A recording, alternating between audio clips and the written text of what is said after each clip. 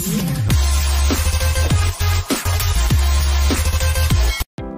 so what's up sa inyong lahat mga paps, and welcome back sa ating munting channel. So for this video ay simple lang po yung video natin. Bale yung video natin is meron tayong smart TV dito. Paano natin set up yung smart TV connected to home wifi? So ganito lang, marami kasi natatanong na paano daw i-set up, nakapakasimple lang naman. So sundan niyo lang yung tutorials na to and mako-connect na yung smart TV dun sa inyong home wifi. So yan, naka-on na po yung TV natin, no? So unang labas, yan po yung lalabas kapag pinapower natin yung unit, no? Ayun, wala pa siyang signal. So punta tayo dito sa old model yung ating remote kasi wala pa tayong, hindi pa dumating yung order natin. So punta tayo sa may menu. Ayan, menu.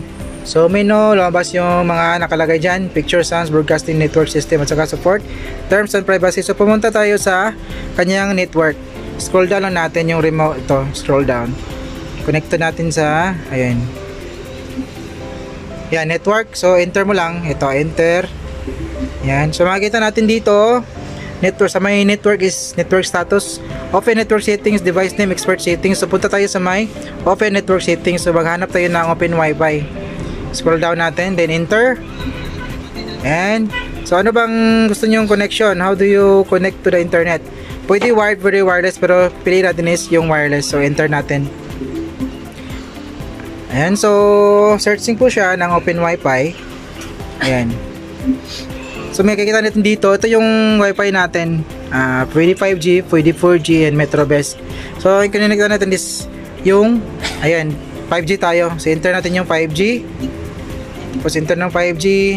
Ayan, nakakonekta na siya. Ayan, o. Kailangan pala nating wait.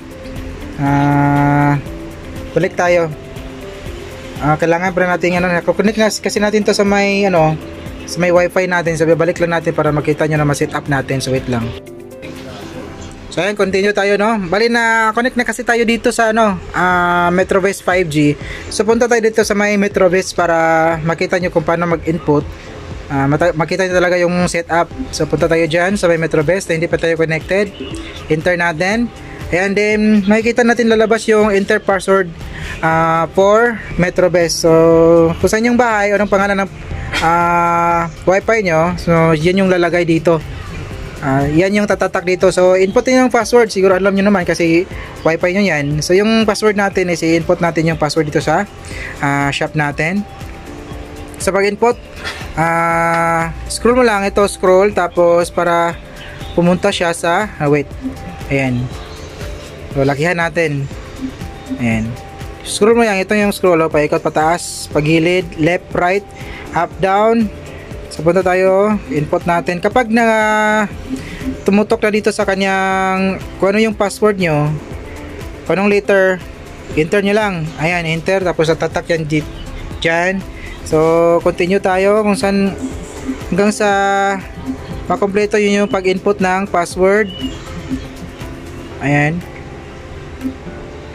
Yan. B A then ayan, MetroBest at 1994 yung password ng ating password ng wifi natin. Ayan.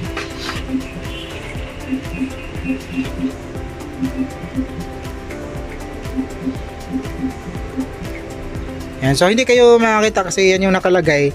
Pwede nyo naman, kung sigurado para makita nyo na sakto yung in-input yung password. So dito tayo, up tayo. Ayan. So enter natin yung show password. So makikita natin dyan, tingnan nyo. Ayan, tama yung na-input natin. Tapos scroll down na ulit tayo. Scroll down, dito tayo sa may punta tayo, scroll right. Ayan, pa-right tayo. Yan, tutok tayo sa may done. Then, enter natin. Yan, pagka-enter niyan, tingnan natin kung kukonekta na siya.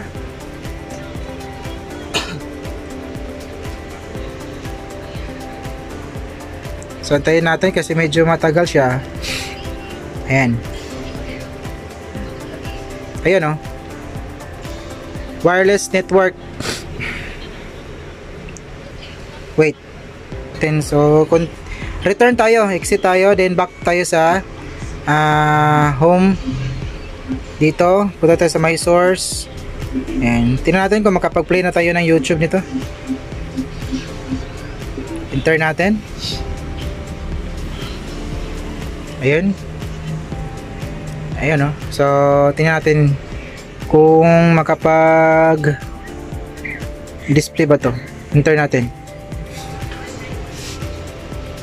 Ayun, oh, nag-play na siya. So, talagang nakakonekta na po tayo sa ating Wi-Fi. And nakaset up na po yung Smart TV natin connected to home Wi-Fi. Ayan. So, hanggang dito lang yung video natin mga paps, no? Maraming salamat pala sa mga natsaga nanood. May God be with us always. And this is your service technician. See you in our next video. Peace out.